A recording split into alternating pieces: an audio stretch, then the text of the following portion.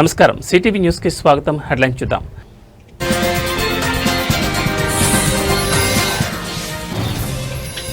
జంతువుల బారి నుంచి భక్తుల భద్రతకు టీటీడీ ఏర్పాట్లు. తిరుమలకు వెళ్లే మెట్ల మార్గంలో 100 ట్రాప్ కెమెరాలు.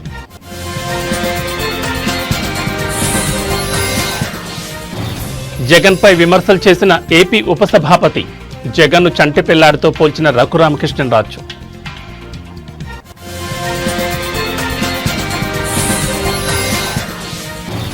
ఎన్టీఆర్ జిల్లా నందిగామలో భారీ కుంభకోణం. రైతులకు కుచ్చుటోపి పెట్టి 2 కోట్లు స్వాహా.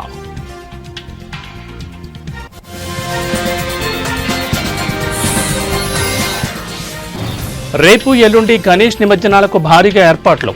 ట్యాంక్ బండ్, నెక్లెస్ రోడ్ వైపు వెళ్లే ప్రధాన మార్గాలు మూసివేత.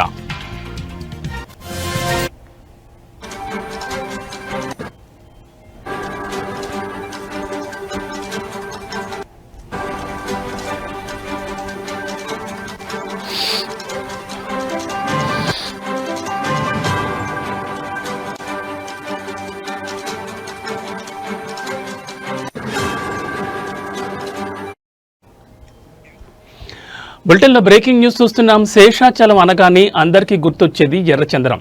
అయితే అంతే స్థాయిలో అక్కడ వన్యప్రాణులు కూడా ఉన్నాయి. ముఖ్యంగా చిరుతపులుల సంచారం ఎక్కువైంది. ఏనుగులు, ఇతర వైల్డ్ లైఫ్ కూడా చాలానే ఉంది. వాటి బారి నుంచి మనుషులను కాపాడుకోవడం ఎంత ముఖ్యమో వేటగాళ్ల నుంచి వన్యప్రాణులను కాపాడుకోవడం కూడా అంతే ముఖ్యం. అందుకే అటవీశాఖ టెక్నాలజీ పరంగా కొన్ని విప్లవాత్మక అడుగులు వేస్తోంది. ముఖ్యంగా తిరుపతి, చిత్తూరు జిల్లా అటవీ ప్రాంతాల్లో వన్యప్రాణుల పర్యవేక్షణకు కీలక నిర్ణయాలు తీసుకుంది. తిరుపతి, తిరుమలలో నిరంతరం చిరుతపులులు సంచరిస్తున్నాయి. అందుకే అవి ఎన్ని ఉన్నాయి, ఎక్కడెక్కడ తిరుగుతూ ఉంటాయి అనే విషయాలపై ఫారెస్ట్ డిపార్ట్మెంట్ దృష్టి పెట్టింది. వాటితో పాటు ఇతర జంతువుల సంచారాన్ని అంచనా వేసేలా చర్యలు తీసుకుంది.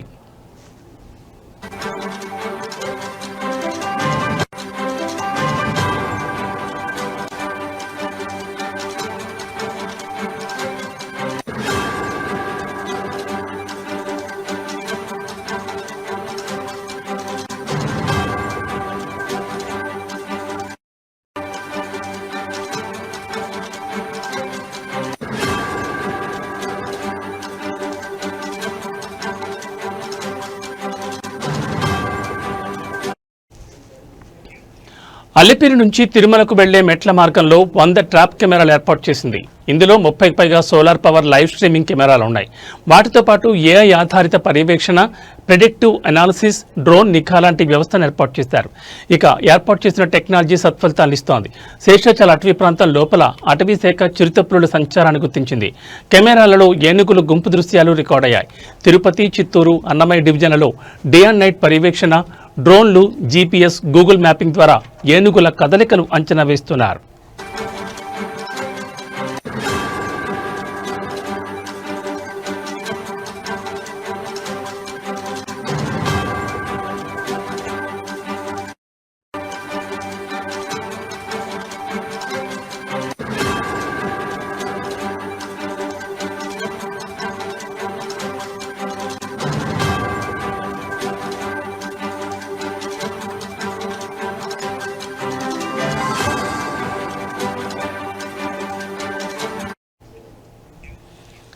ఏనుగుల దాడులను అడ్డుకట్ట వేయడానికి ప్రత్యేక టాస్క్ ఫోర్స్ ఏర్పాటు చేశారు.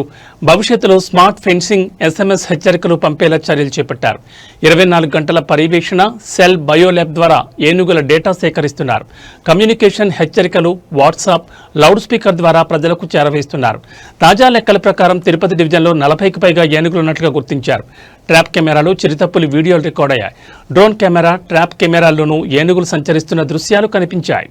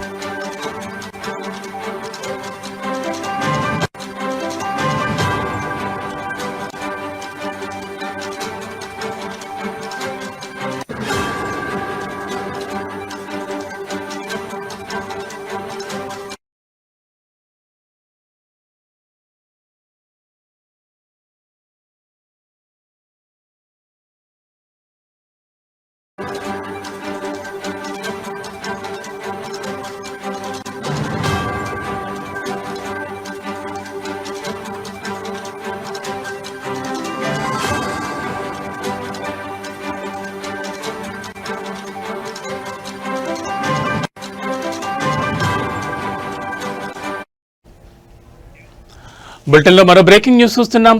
9 రోజుల పాటు అంగరంగ వైభవంగా పూజలు అందుకున్న గణనాథులు గంగమ్మ ఒడికి చేరే సమయం ఆసన్నమైంది.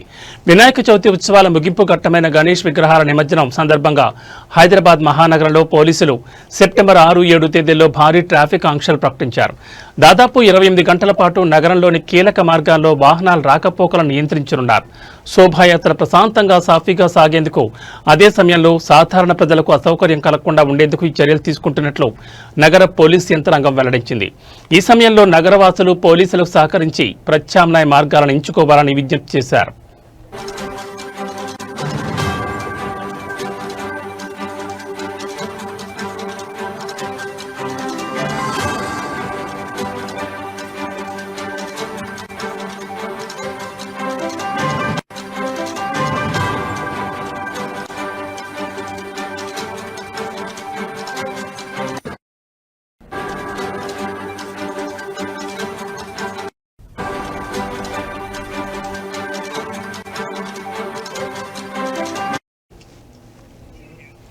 ప్రతి సంవత్సరం మాదిరిగానే ఈసారి కూడా నగరం నలుమూలల నుంచి విగ్రహాలు హుస్సేన్ సాగర్ ఎన్టీఆర్ మార్గ్ వైపు తరలిరానున్నాయి. ఇందులో అత్యంత ప్రధానమైన బాలాపూర్ గణేశుడి శోభాయాత్ర బాలాపూర్ నుంచి ప్రారంభమై చాంద్రాయణగుట్ట, చార్మినార్, అబీట్స్, లిబర్టీ మీదుగా ట్యాంక్ బండ్ వైపు సాగుతుంది. అదేవిధంగా సికింద్రాబాద్ ప్రాంతం నుంచి వచ్చే విగ్రహాలు ప్యాట్నీ, ప్యారడైజ్, రాణిగంజ్, కర్బలా మైదాన్ మీదుగా ట్యాంక్ బండ్కు చేరుకుంటాయి. టోలీచౌక్, మెహదీపట్నం, లకడీ కపూర్ ప్రాంతాల నుంచి వచ్చే విగ్రహాలు ఖైరతాబాద్ మీదుగా నెక్లెస్ రోడ్ వైపు వెళ్తాయి. టప్పాచుపుత్ర, హఫీజ్ నగర్ వచ్చే విగ్రహాలు ఎంజే మార్కెట్ వరకు మాత్రమే అనుమతిస్తారు. ఈ ప్రధాన మార్గాలన్నింటిలో సాధారణ వాహనాల రాకపోకలను పూర్తిగా నిలిపివేయనున్నారు.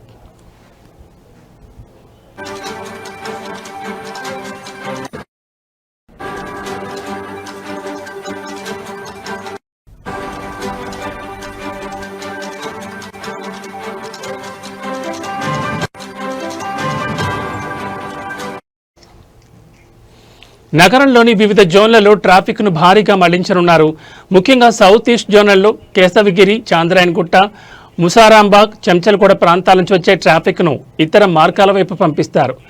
Aliabad, Madina, Nayapul, MJ market, Shivaji bridge, Putlibowli, Himayat Nagar, YMC వంటి రద్దీ ప్రాంతాల్లో కఠినమైన ఆంక్షలు ఉంటాయి. అదేవిధంగా లిబర్టీ, అబీడ్స్, ఖైరతాబాద్, ట్యాంక్ బండ్, బుద్ధ భవన్ జంక్షన్లను పూర్తిగా మూసివేస్తారు. నార్త్ జోన్లో ప్యాట్నీ, ప్యారడైజ్, రాణిగంజ్ చౌరస్తాలలో ట్రాఫిక్ను దారి మళ్లిస్తారు.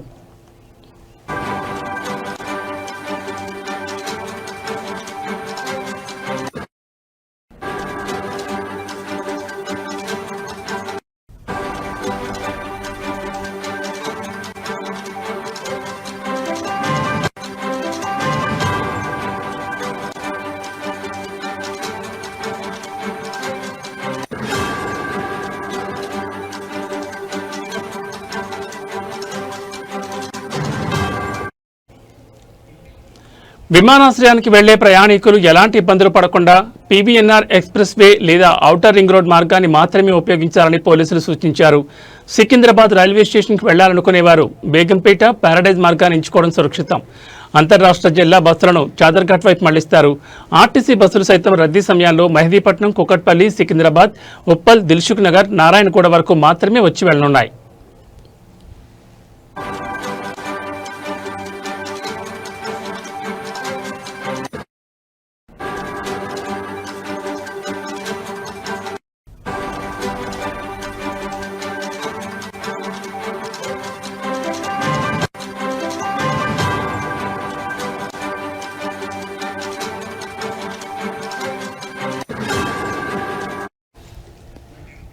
నిమజ్జనం సందర్భంగా నగరాన్ని ట్రాఫిక్ రద్దీ నుంచి కాపాడేందుకు భారీ వాహనాలపై నిషేధం విధించారు. సెప్టెంబర్ 6వ తేదీ ఉదయం 8 గంటల నుంచి సెప్టెంబర్ 7వ తేదీ రాత్రి 11 గంటల వరకు నగరంలోకి లారీల ప్రవేశాన్ని పూర్తిగా నిషేధించారు. ఈ వాహనాలు కేవలం ఔటర్ రింగ్ రోడ్ మీదుగా మాత్రమే ప్రయాణించాల్సి ఉంటుంది. మరోవైపు నిమజ్జనాన్ని వీక్షించేందుకు వచ్చే భక్తులు, ప్రజల వాహనాల కోసం ప్రత్యేక పార్కింగ్ ప్రదేశాలను ఏర్పాటు చేశారు. ఎన్టీఆర్ స్టేడియం, కట్టమైసమ్మ దేవాలయం, పబ్లిక్ గార్డెన్స్, బుద్ధ భవన్ వెనుక, Adarsh Nagar, BRK Bhavan, Khairatabad MMT station వద్ద పార్కింగ్ చేసుకోవచ్చని అధికారులు వెల్లడించారు.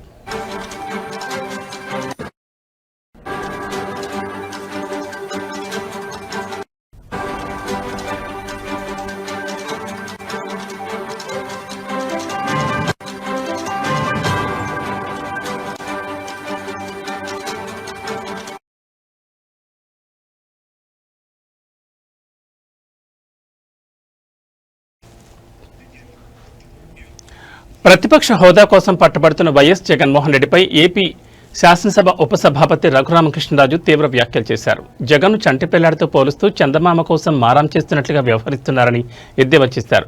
చందమామ వస్తుందా అంటూ ప్రశ్నించారు. జగన్మోహన్ రెడ్డి గారు ఇంకా ఆయన చంటిపిల్లాడు చందమామ సమావేశాలకు జగన్ 60 రోజుల పాటు హాజరు కాకపోతే ఆటోమేటిక్గా డిస్క్వాలిఫై అవుతారని రఘురామకృష్ణరాజు హెచ్చరించారు. ఒకవేళ ఆయన తదుపరి సమావేశాలకు కూడా హాజరు కాకపోతే పులివెందుల అసెంబ్లీ నియోజకవర్గానికి ఉప ఎన్నిక వచ్చే అవకాశం ఉందని పేర్కొన్నారు.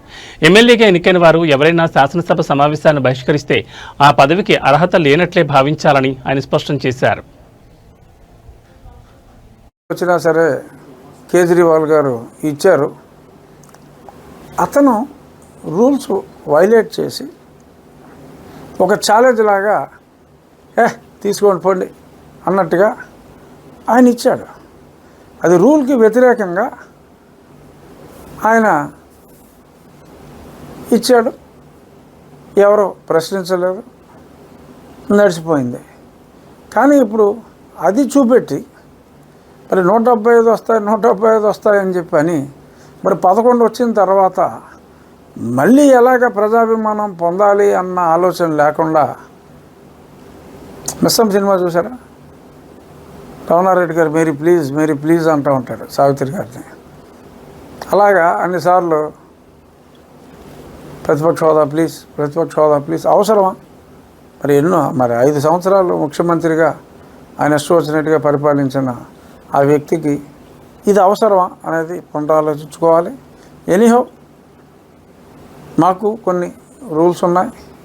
60 రోజుల పాటు ఆయన అసెంబ్లీ సమావేశాలకు రాకపోతే ఆటోమేటిక్గా అది మా చేతుల్లో కూడా ఏం ఉండదు. ఆటోమేటిక్గా ఆయన డిస్క్వాలిఫై అయిపోతారు. ఇంచుమించు ఒక 37 రోజులు ఎంతో మధ్యలో ఎప్పుడో ఫస్ట్లో ఆయన వచ్చారు కాబట్టి ఒక 3 రోజులు తగ్గినాయి. 37 రోజులే ఎంతో అయినట్టుగా ఉంది. మరి ఈ సమావేశాలు తర్వాత సమావేశాలకు కూడా మరి ఆయన రాకపోతే మొన్న పులివెందులలో ఏదో బై ఎలక్షన్ వచ్చింది కదా, అలాగే పులివెందుల అసెంబ్లీకి కూడా బై ఎలక్షన్ వచ్చే అవకాశం ఉండొచ్చు.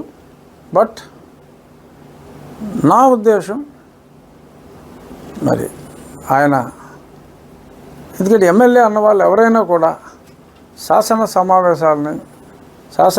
సమావేశాలని బహిష్కరిస్తే వారు నిజంగా కూడా ఆ పదవికి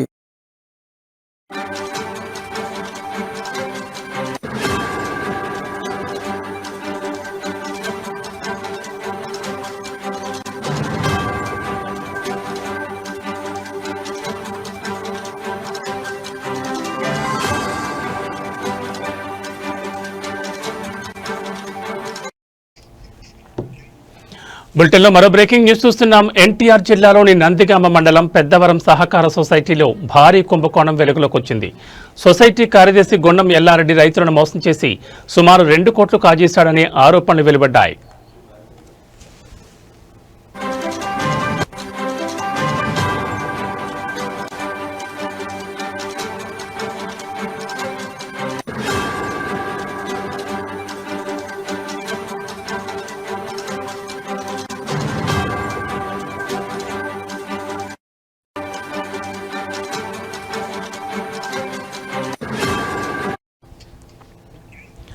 గత 30 సంవత్సరాలుగా గుమాస్తాగా పనిచేస్తున్న ఎల్లారెడ్డి 2014లో కార్యదర్శిగా పదోన్నతి పొందాడు.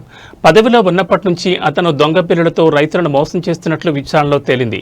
రైతులు తాము తీసుకున్న రుణాలను తిరిగి చెల్లించినప్పటికీ ఎల్లారెడ్డి వారికి నకిలీ రసీదులిచ్చి డబ్బును స్వాహా చేసినట్లు ఆరోపణలున్నాయి. ఈ కుంభకోణం మొత్తం 2 కోట్ల వరకు ఉంటుందని అంచనా వేస్తున్నారు.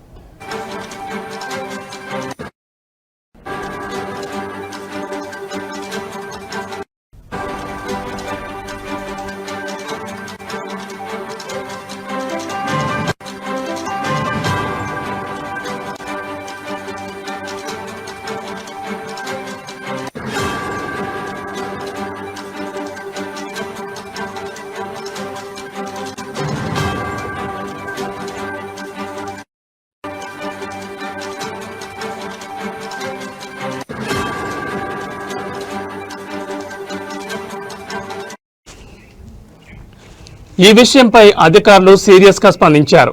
ఎల్లారెడ్డిపై చర్యలు తీసుకోవడానికి రంగం సిద్ధం చేశారు. అధికారులు ఇప్పటిపై దీనిపై విచారణ ప్రారంభించి పూర్తి వివరాలు సేకరిస్తున్నారు.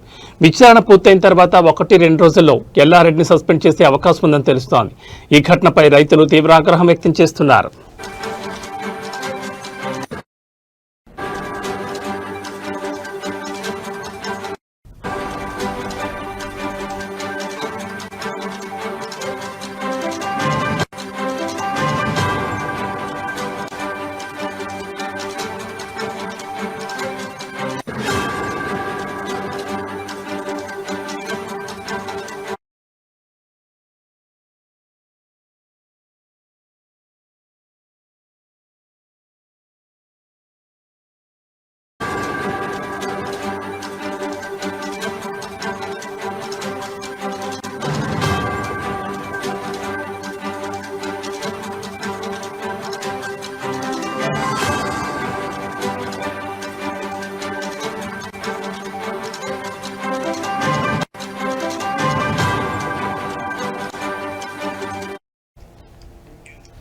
బులెటిన్లో మరో బ్రేకింగ్ న్యూస్ చూస్తున్నాం. జూబ్లీ హిల్స్ లోని తన నివాసంలో ముఖ్యమంత్రి రేవంత్ రెడ్డిని జర్మనీకి చెందిన ప్రముఖ వైద్య పరికరాల తయారీ సంస్థ Bebig medical chairman and CEO John Chan నేతృత్వంలోని ప్రతినిధి బృందం మర్యాదపూర్వకంగా కలిసింది. ఈ భేటీలో తెలంగాణలో మెడికల్ ఎక్విప్మెంట్ ఉత్పత్తి యూనిట్ను ప్రారంభించేందుకు తమ సంస్థ ఆసక్తి చూపుతోందని జాన్ చాన్ ముఖ్యమంత్రికి తెలిపారు.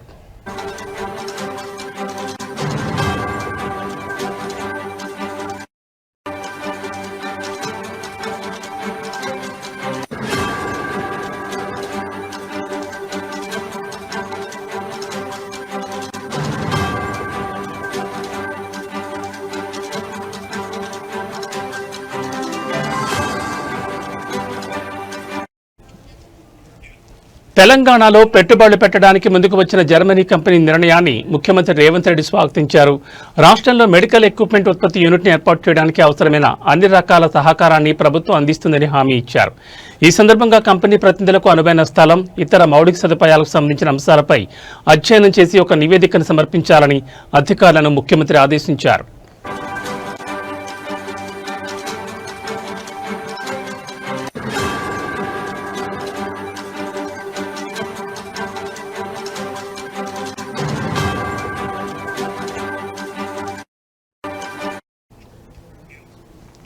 ఈ సమావేశంలో తెలంగాణలోని ప్రభుత్వ ఆసుపత్రుల్లో అత్యాధునిక వైద్య పరికరాలతో పాటు క్యాన్సర్ చికిత్సకు అత్యంత కీలకమైన రేడియేషన్ సెంటర్లను ఏర్పాటు చేయాలని ముఖ్యమంత్రి బీబిగ్ మెడికల్ ప్రతినిధులను కోరారు. తద్వారా రాష్ట్రంలో క్యాన్సర్ రోగులకు మెరుగైన వైద్య సేవలు అందుబాటులోకి వస్తాయని ఆయన అభిప్రాయపడ్డారు. ఈ పెట్టుబడుల ద్వారా తెలంగాణలో ఉపాధి అవకాశాలు పెరుగుతాయని, రాష్ట్రం వైద్య పరికరాల తయారీలో ఒక హబ్గా ఎదుగుతుందని నిపుణులు భావిస్తున్నారు.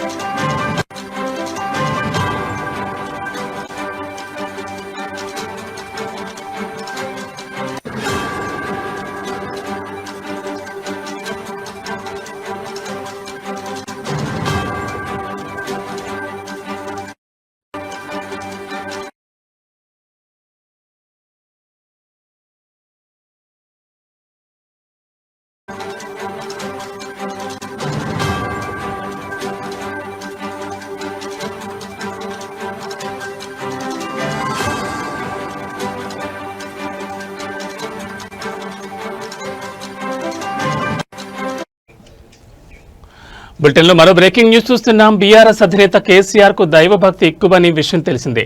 హోమాలపై ఆయనకు ఎంతో నమ్మకం. ఇప్పటికే ఆయన ఎన్నోసార్లు పలు రకాల హోమాలు నిర్వహించారు. తాజాగా మరో హోమం నిర్వహించేందుకు ఆయన సిద్ధమయ్యారు. ఎర్రవెల్లిలోని తన వ్యవసాయ క్షేత్రంలో గణపతి హోమం నిర్వహించబోతున్నారు. దీనికి సంబంధించి అన్ని ఏర్పాట్లు పూర్తయ్యాయి. మధ్యాహ్నం 12 గంటలకు హోమం ప్రారంభమవుతుంది. తన భార్య శోభతో కలిసి కేసీఆర్ హోమంలో పాల్గొనున్నారు. విఘ్నాలు తొలగాలని ప్రార్థిస్తూ కేసీఆర్ హోమం నిర్వహించనున్నారు. మరోవైపు బీఆర్ఎస్ వర్కింగ్ ప్రెసిడెంట్ కేటీఆర్ గత 5 రోజులుగా ఎర్రవల్లి ఫామ్ హౌస్లోనే ఉన్నారు. హోమానికి కొద్దిమంది నేతలను మాత్రమే ఆహ్వానించారు.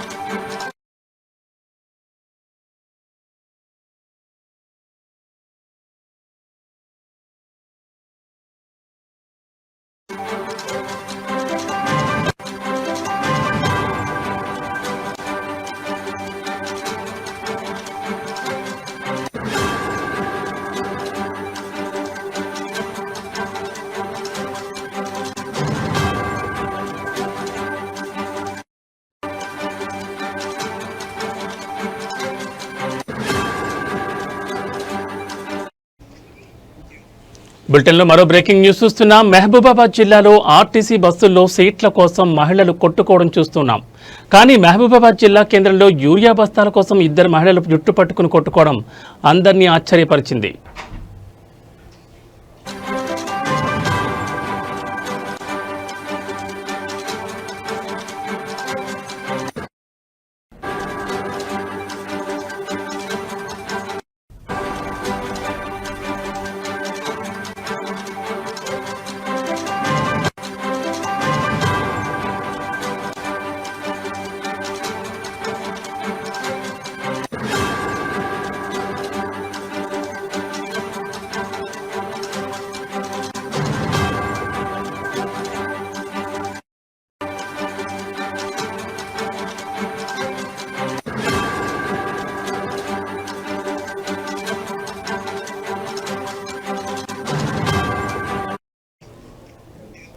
ఈ ఘటన మహబూబాబాద్లోని వివేకానంద సెంటర్ వద్ద ఉన్న ఆగ్రోస్ రైతు సేవా కేంద్రం ముందు జరిగింది. యూరియా కోసం రైతులు, మహిళలు తమ ఆధార్ కార్డు జిరాక్స్లతో పెద్ద సంఖ్యలో బారులు తీరారు. ఈ క్రమంలో తోపులాట జరిగింది. దీంతో 2 మహిళలు తీవ్ర వాగ్వాదానికి దిగి చివరికి ఒకరి జుట్టు మరొకరు పట్టుకుని రోడ్డుపైనే కొట్టుకున్నారు.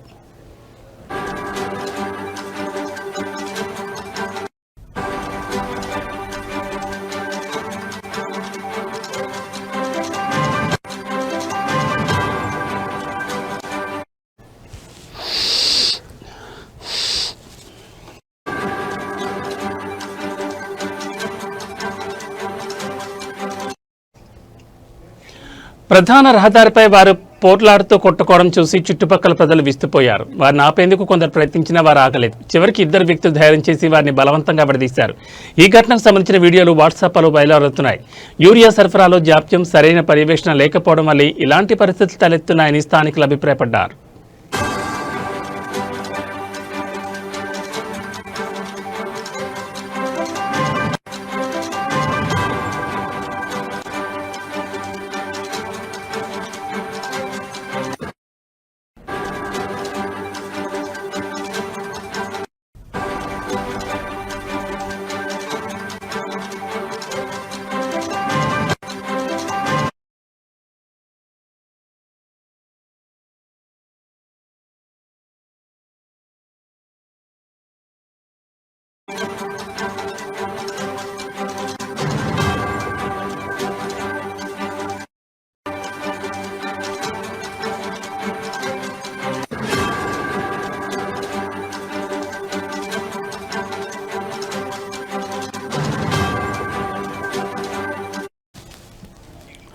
బులెటిన్లో మరో బ్రేకింగ్ న్యూస్ చూస్తున్నాం. రాజన్న సిరిసిల్ల జిల్లా తంగళ్లపల్లి మండలం పద్మానగర్లోని ఇందిరానగర్లో గురువారం రాత్రి 2 వర్గాల మధ్య ఘర్షణ చోటు చేసుకుంది.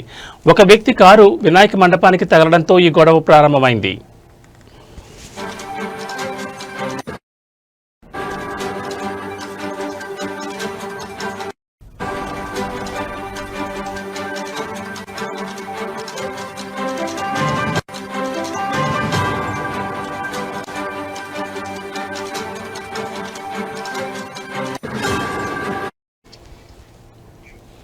ఈ ఘటనతో ఆగ్రహానికి గురైన రెండు గ్రూపులు పరస్పరం దాడులు చేసుకున్నాయి. ఈ దాడిలో ఒక వ్యక్తికి తీవ్ర గాయాలయ్యాయి. విషయం తెలుసుకున్న పోలీసులు వెంటనే సంఘటనా స్థలానికి చేరుకుని ఇరు వర్గాలను చెదరగొట్టారు. పరిస్థితిని అదుపులోకి తెచ్చేందుకు ప్రయత్నించారు.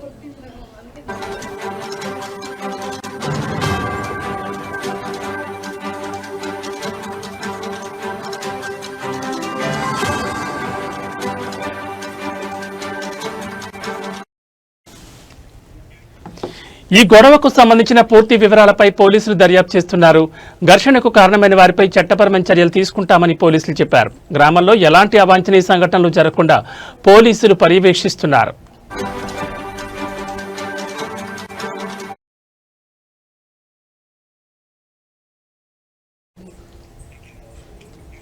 ఇవి బులెటిన్ అప్డేట్స్. మరిన్ని అప్డేట్స్తో మళ్ళీ కలుద్దాం. నమస్కారం.